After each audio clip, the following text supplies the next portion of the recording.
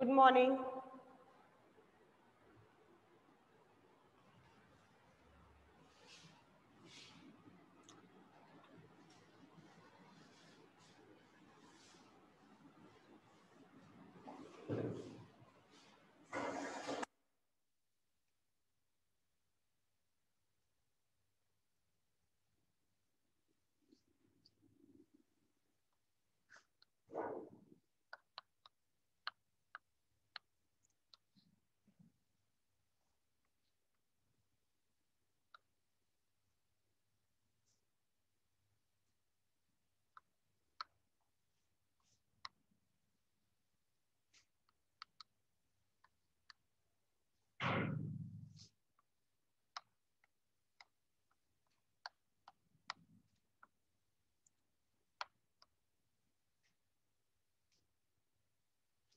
हम लोग कल जो पढ़ रहे थे वो पढ़ रहे थे विशिष्ट निर्देश तंत्र। आपको विशिष्ट निर्देश तंत्र पढ़ने थे। विशिष्ट निर्देश तंत्र के अंदर हमने पहला कार्तीय निर्देश तंत्र पढ़ चुके हैं। कार्तीय निर्देश तंत्र के अंदर हमने प्रवणता, डाइवर्जेंस और कर्ल का मान ज्ञात कर लिया था। अब आपको दूसरा निर्देश तंत्र पढ़ना है, वो आज मैं स्टार्ट कर रही हूँ। कार्तीय निर्देश तंत्र खत्म हो चुका था। कार्तीय निर्देश तंत्र के तीनों निकाल चुके। कार्तीय निर्देश तंत्र में आज पढ़ने वाले अपन लोग बेलनाकार निर्देश तंत्र। बेलनाकार निर्देश तंत्र के अंदर आपको प्रवणता, डाइवर्जेंस और कर्ल की वैल्यू फाइंड आउट करके लानी है। नया निर्देश तंत्र लेके चल रहे हैं जो विशिष्ट निर्देश तंत्र के अंदर आता है। मैंने कल ही बता दिया था, विशिष्ट निर्देश तंत्र के अंदर आपको तीन तरीके के निर्देश तंत्र पढ़ने होंगे। पहला पढ़ना होगा कार्तीय निर्देश तंत्र, दूसरा पढ़ना होगा बेलनाकार और तीसरा पढ़ना होगा आपको गोलीय निर्देश तंत्र। अब पहला हमने पढ़ा कार्तीय निर्देश तंत्र, जिसके अंदर हमने प्रवणता, अपसारिता और परिगुणकता का मान ज्ञात कर लिया है। अब स्टार्ट करने वाली बेलनाकार निर्देश तंत्र, जिसके अंदर आपको फिर दोबारा से प्रवणता, अपसारिता और परिगुणकता का मान ज्ञात करके लाना है। चलिए नेक्स्ट सेकेंड।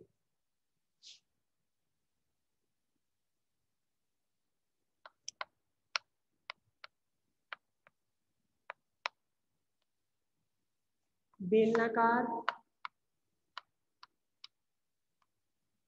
निर्देश तंत्र। अब आपको बेलनाकार निर्देश तंत्र पढ़ के आना है। करना क्या है इसमें, क्या बोल रहे हैं? वीडियो क्लियर नहीं आ रही? मैं बेलनाकार निर्देश तंत्र बना रही हूँ।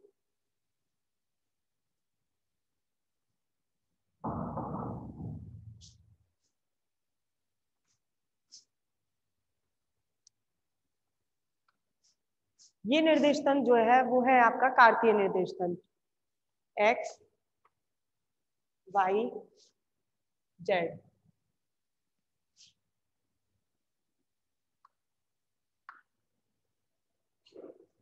और ये इस कार्तीय निर्देश तंत्र का मूल बिंदु है।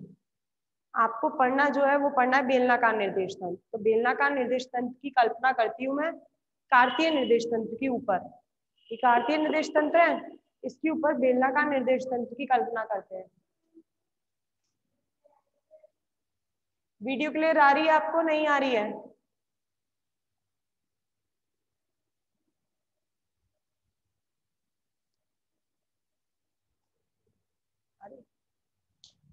चलिए बेलनाकार निर्देश तंत्र पढ़ना है। मैंने पहले कार्तीय निर्देश तंत्र लिया। कार्तीय निर्देश तंत्र के ऊपर एक बेलन की कल्पना करते हैं। आइए, ये रहा कार्तीय निर्देश तंत्र, इसके ऊपर बेलनाकार निर्देश तंत्र की कल्पना कर रहे हैं, बेलन की।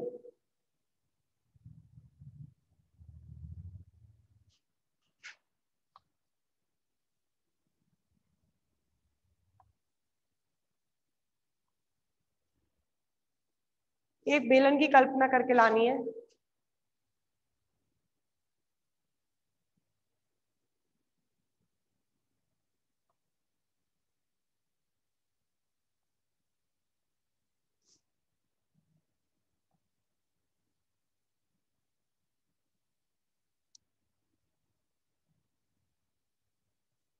कार्तीय निर्देश तंत्र के ऊपर मैंने एक बेलन की कल्पना करी है।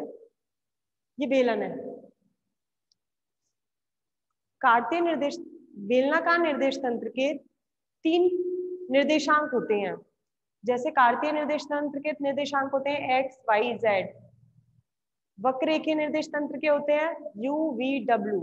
ऐसे ही बेलनाकार निर्देश तंत्र के जो निर्देशांक होते हैं वो होते हैं आपके रो, फाई, जेड। बेलनाकार निर्देश तंत्र के जो निर्देशांक होते हैं वो होते हैं आपके रो, फाई और जेड।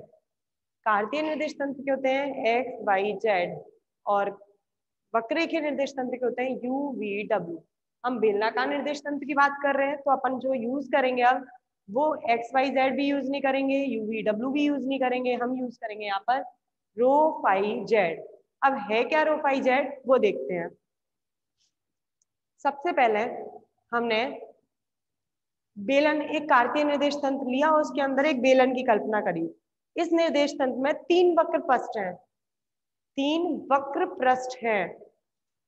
एक वक्र पृष्ठ नियत त्रिज्या का है, मतलब सबसे पहले हमने एक नियत त्रिज्या का वक्र पृष्ठ लिया जो कि एक बेलनाकार पृष्ठ कहलाता है। वो हमने माना रो। हमने रो त्रिज्या का एक बेलनाकार वक्र पृष्ठ की कल्पना करी है।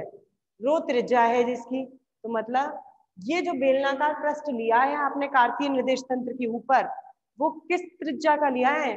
रो त्रिज्या का ये बेलनाकार पृष्ठ की कल्पना की गई है जो कि जेड अक्ष के सापेक्ष सममित है। ये जो बेलनाकार आपने निर्देश तंत्र लिया है, पहले कार्तीय निर्देश तंत्र लिया, उसके ऊपर हमने एक बेलनाकार निर्देश तंत्र लिया है जो बेलन आपको दिख रहा है ब्लैक बोर्ड के ऊपर। और ये किस त्रिज्या का लिया है? रो त्रिज्या का लिया है। रो त्रिज्या के बेलनाकार पृष्ठ की कल्पना करी हुई है जो कि जेड अक्ष, ये जेड अक्ष है, इसके ऊपर सममित है। अगर त्रिज्या 0 कर दी जाए तो ये जो बेलन होगा वो जेड अक्ष में सममित हो जाएगा। अगर ये त्रिज्या है आर, अगर आर त्रिज्या को कम करते जाओ, कम करते जाओ, कम करते जाओ, तो ये पूरा बेलन जो है वो केवल जेड अक्ष में सममित हो जाएगा। इसलिए हम बोलते हैं कि हमने एक बेलनाकार पृष्ठ की कल्पना करी है जिसकी त्रिज्या रो है जो कि जेड अक्ष के सापेक्ष सममित है। अर्थात हमने जो बेलन माना है वो माना u1 बराबर, जैसे अपन u-v-w लेते हैं वो u1, u2, u3 से रिप्रेजेंट करते हैं। यहाँ पर u1, u2, u3 ले रहे हैं, वो u1 का मतलब यहाँ पर u नहीं है, यहाँ पर u1 का मतलब है रो। और इसे एक कांस्टेंट के बराबर, एक नियतांक के बराबर लेके चल रहे हैं c1, जो कि क्या है? एक नियत राशि। मैंने रो के बारे में बताया है। रो क्या है इसके अंदर? सबसे पहले रो निर्देशांक है। रो निर्देशांक है क्या? रो निर्देशांक एक त्रिज्या है बेलनाकार पृष्ठ की। जो आपने ये बेलन लिया है उसकी त्रिज्या है रो। u1, u2, u3 आप u-v-w लेते थे वक्ररेखीय निर्देश तंत्र में। आज u1, u2, u3 के मान रो, फाई और जेड है। तो आपने u1 बराबर रो की, रो त्रिज्या की एक बेलनाकार पृष्ठ की कल्पना की है जो कि जेड अक्ष के सापेक्ष सममित है। जेड अक्ष के सापेक्ष सममित है, इसलिए सममित है क्योंकि अगर त्रिज्या का मान 0 हो जाता है तो ये बेलन जो होगा वो जेड अक्ष के सापेक्ष सममित हो जाएगा। इसलिए हम बोलते हैं हमने एक रो त्रिज्या का एक बेलनाकार पृष्ठ की कल्पना करी है जिसकी त्रिज्या रो है और त्रिज्या 0 होने पर यह जेड अक्ष के सापेक्ष सममित हो जाता है। इतनी बात समझ में आई? अभी मैंने केवल रो के बारे में बताया है। रो है क्या? यहाँ पर रो एक त्रिज्या है बेलन की। अब मैं बताऊंगी फाई के बारे में। रो के बारे में समझ में आया या नहीं आया? कमेंट बॉक्स में निकालना जरा।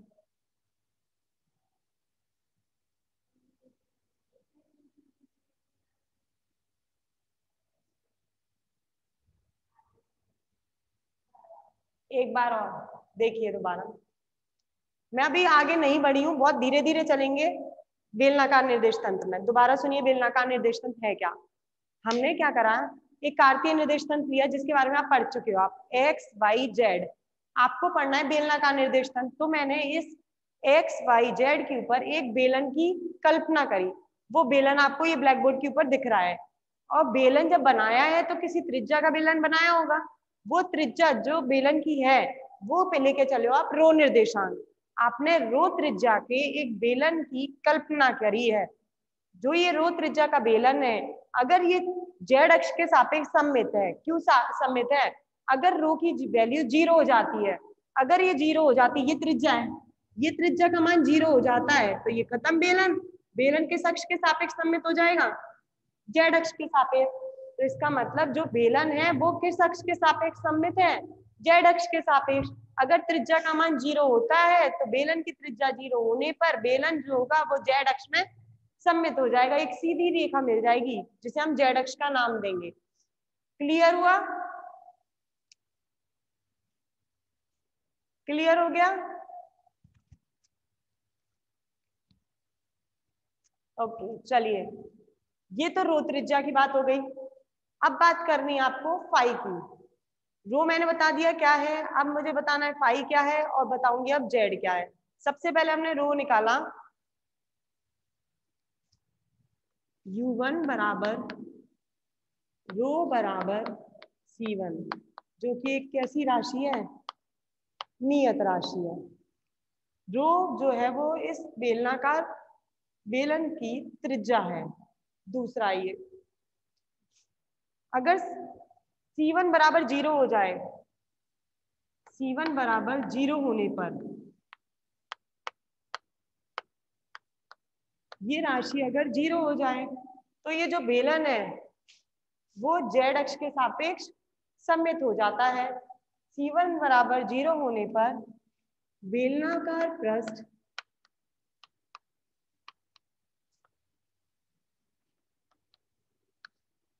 जेड अक्ष के सापेक्ष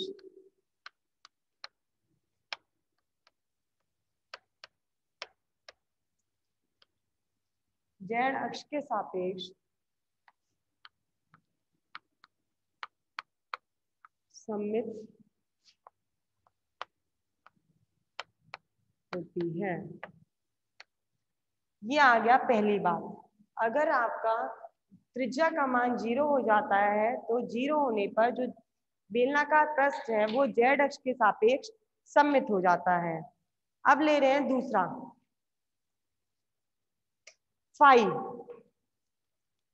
फाई क्या है?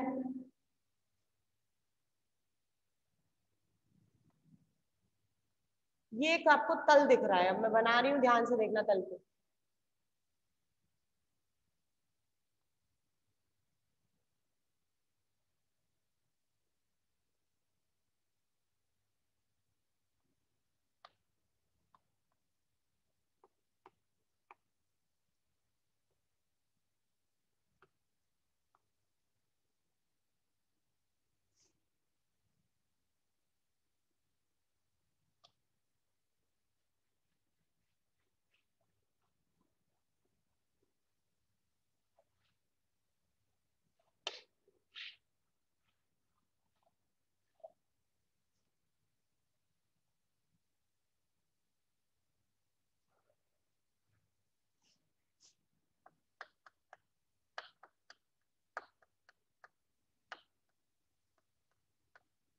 ये देखिए, यहाँ पर आपको एक तल दिख रहा है, O O dash P P dash.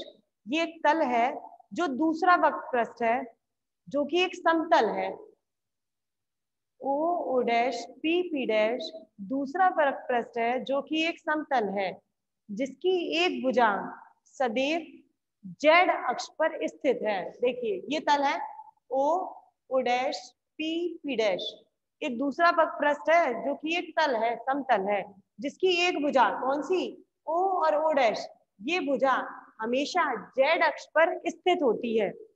ओ ओ डैश जो है इस तल की, O dash P P O P dash O, इस तल की एक भुजा कौन सी वाली? ओ और ओ डैश हमेशा जेड अक्ष पर सममित होती है। तथा जो ये तल है एक्स अक्ष के सापेक्ष, एक्स अक्ष के साथ कितना कोण बनाता है? फाई कोण बनाता है। दोबारा सुनिए, O O dash P P dash दूसरा वक्र पृष्ठ है जो कि एक समतल है। इसकी एक भुजा O और O डैश एक जेड अक्ष पर स्थित है और ये जो तल है वो एक्स अक्ष के साथ फाई कोण बनाता है, जो कि आपको दिख रहा है। एक्स अक्ष के साथ कितना कोण बना रहा है? फाई कोण बनाता है। यह फाई निर्देशांक कहलाता है। इसे बोलते हैं हम फाई निर्देशांक, जिसका मान कहां से कहां तक होगा? देखिए, ये तल है O P dash P O dash. ये एक तल है जिसमें से एक भुजा हमेशा जेड पर स्थित होती है और ये एक्स अक्ष के साथ कितना कोण बना रहा है? फाई कोण।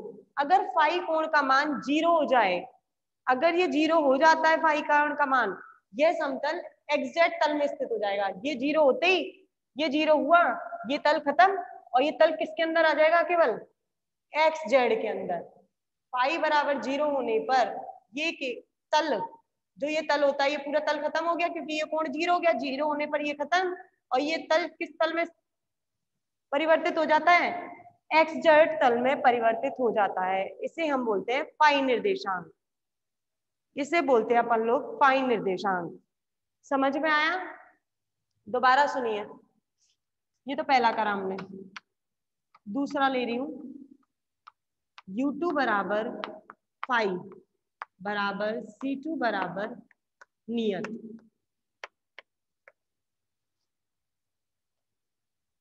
ये जो समतल दे रखा है O P dash P O dash, ये समतल जो है वो फाई निर्देशांक को डिनोट करता है। फाई निर्देशांक ये रहा, जो कि एक्स अक्ष के साथ कोण बनाया हुआ है। जब इस समतल का मान, फाई कोण का मान 0 होता है, तब ये एक्स जेड तल बना लेता है, क्योंकि ये 0 होने पर ये पूरी खत्म हो जाती है और ये स्थित किसमें हो जाता है? केवल एक्स जेड तल में स्थित हो जाता है। और इस तल की एक भुजा हमेशा किस अक्ष पर सममित है? जेड पर। और वो भुजा कौन सी है? O O dash. O O dash भुजा जो है वो हमेशा जेड अक्ष पर सममित होती है। आइए, U2 बराबर फाई बराबर C2 नियत। दूसरा वक्र पृष्ठ, दूसरा वक्र पृष्ठ है, दूसरा वक्र पृष्ठ जिसका नाम क्या? दूसरा वक्र पृष्ठ है जो कि एक समतल पृष्ठ है। ये समतल पृष्ठ है। समतल पृष्ठ का नाम क्या है? O O dash P P dash. ये एक समतल पृष्ठ है जिसकी एक भुजा किस अक्ष पर स्थित है? जेड अक्ष पे। एक भुजा, कौन सी भुजा? मैं नाम लिख रही हूँ ब्रैकेट के अंदर, O O डैश, जेड अक्ष पर स्थित है।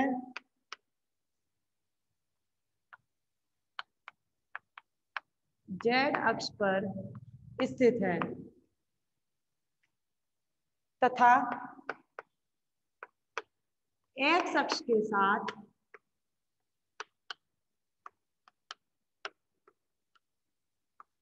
फाई कोण बनाता है। वो ये दिख रहा है आपको, ये तल एक्स अक्ष के साथ कितना कोण बना रहा है? आपका फाई कोण बना रहा है। अब पढ़िए मैंने क्या लिखा है। U2 बराबर C2 बराबर नियत। ये एक दूसरा वक्र पृष्ठ है जो कि एक समतल पृष्ठ है। उसका नाम है O dash P P O P dash O, जिसकी एक भुजा हमेशा किस पर रहती है? एक भुजा कौन सी? O और O डैश हमेशा जेड अक्ष पर स्थित रहती है और यह एक्स अक्ष के साथ, गिरा एक्स अक्ष के साथ कितना कोण बनाता है? फाई कोण बनाता है। इसलिए इसे फाई निर्देशांक कहते हैं। यह फाई निर्देशांक कहलाता है। इसको बोलते हैं अपन फाई निर्देशांक। और रो तो हो गया आपका त्रिज्या, और फाई निर्देशांक जो है वो एक समतल को डिनोट करता है, O O dash P P dash, जो कि जेड अक्ष में स्थित है और जो कि फाई निर्देशांक कहलाता है। फाई बराबर 0 होने पर, फाई का मान 0 होने पर ये किस में, कौन से तल में कन्वर्ट हो जाता है? एग्जैक्ट तल में स्थित हो जाता है। इसके आगे लिख देती हूँ, फाई बराबर 0 होने पर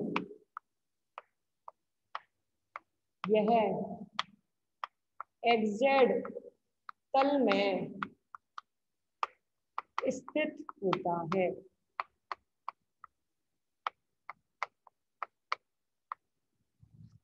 इतना बताइए मुझे, दोनों समझ में आए या नहीं आए?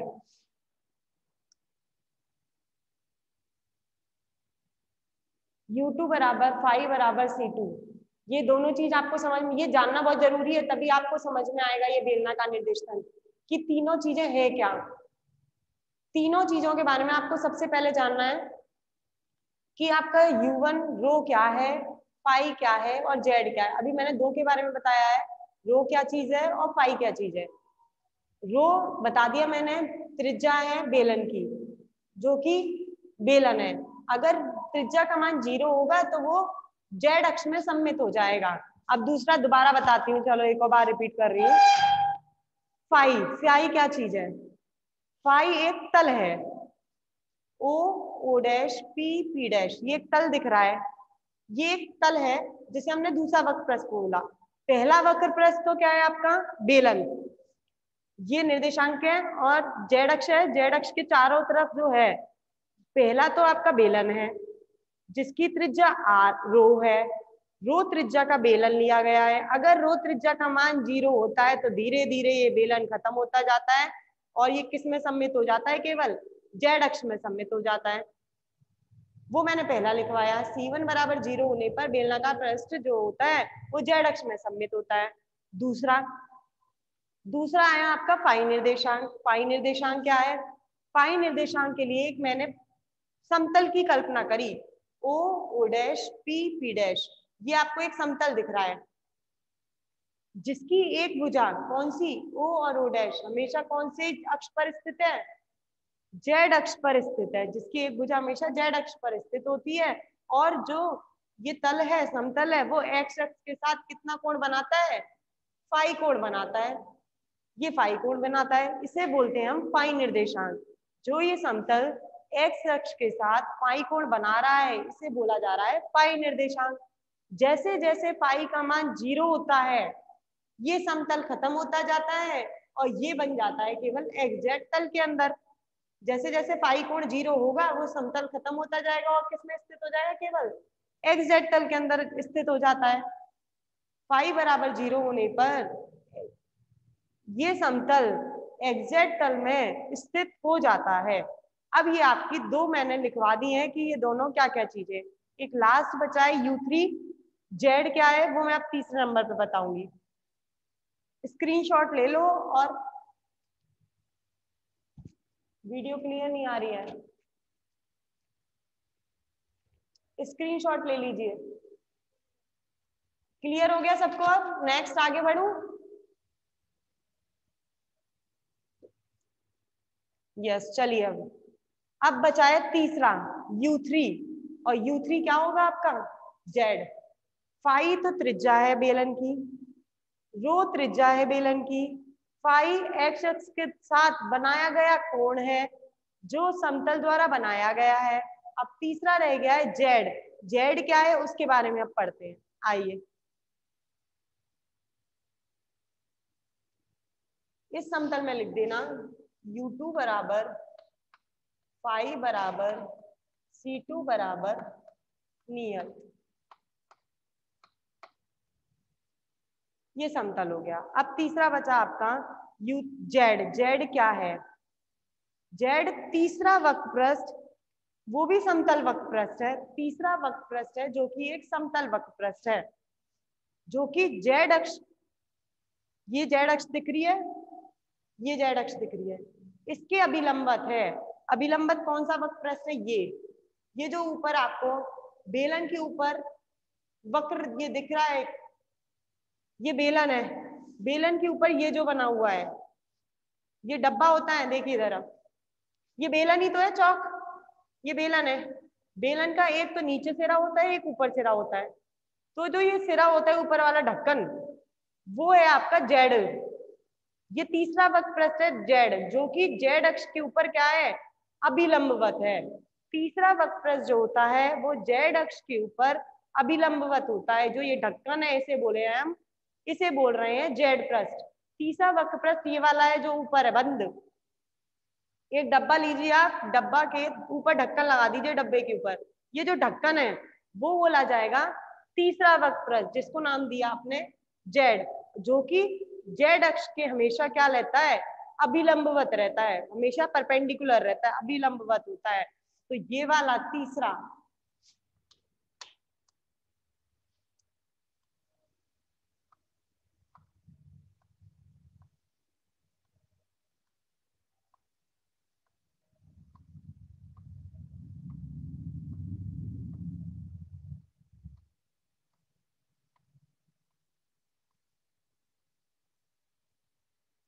जो मैंने चेक चेक से शो करे हुए हैं, चेक चेक से मैंने शो कर रखा है, ऊपर वाला जेड वाला जो बंद है, ये आपका तीसरा वक्रपृष्ठ है, जिसे बोला है हमने जेड वक्रपृष्ठ, जो कि जेड अक्ष के इसके लंबवत है। क्योंकि ये तो आपकी चौक है और ये ढक्कन है, तो इसके क्या रहता है, ये अभिलंबवत।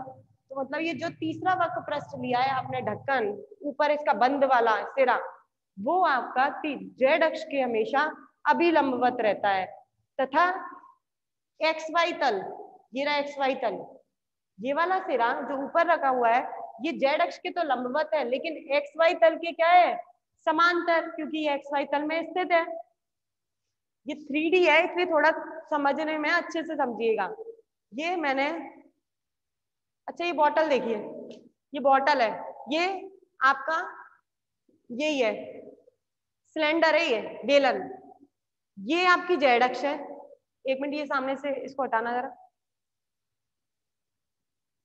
हाँ ये बॉटल है, बॉटल में ये सिलेंडर है, बेलन है, ये ढक्कन है बेलन का, ये नीचे है, और ये इसकी जेड अक्ष है, ये जेड अक्ष है सीधी। ये जो ढक्कन है ये आपका जेड है, ये आपका तीसरा वाला जेड वक्रपृष्ठ है, वो क्या है, ये बंद, ये बंद सिरा जो कि इस जेड अक्ष के ऊपर अभिलंबवत है, इसके ऊपर लंबवत है। लेकिन ये कौन से तल में स्थित है, नीचे आ जाइए, ये रहा दूसरा तल इसका, ये तल किस में स्थित है, एक्स वाई तल में। तो मतलब ये एक्स वाई तल के तो समांतर है, लेकिन जेड तल के, जेड अक्ष के क्या है, अभिलंबवत। तो ये जो ऊपर वाला सिरा है जेड अक्ष के तो अभिलंबवत होता है, और एक्स वाई तल के नीचे वाला ये भी उसकी तरह काम कर रहा है, ऊपर वाले की तरह। तो ये तो जेड अक्ष के तो अभिलंबवत है और एक्स वाई तल के क्या है, समांतर है। अतः जेड बराबर 0 होने पर, अगर ये 0 हो जाए, ये वक्रपृष्ठ 0 हो जाए, अगर ये 0 हो जाता है, खत्म हो जाता है, तो ये क्या बन जाता है, केवल ये 0 होने पर केवल क्या बन जाएगा, एक्स वाई तल बन जाता है। ये केवल किस में स्थित हो जाएगा, आपका एक्स वाई तल में स्थित हो जाएगा। पहले मैं लिखती हूँ फिर देखना आप।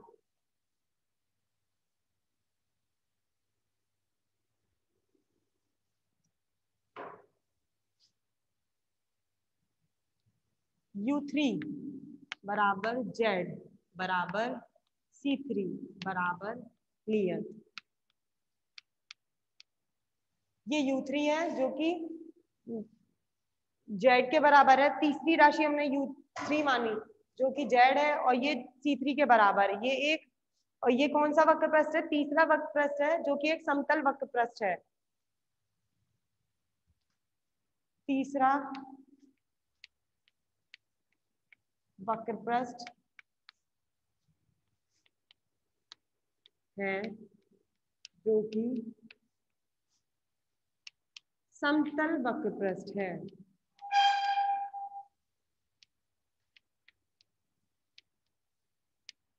समतल वक्रपृष्ठ है तथा यह जेड अक्ष के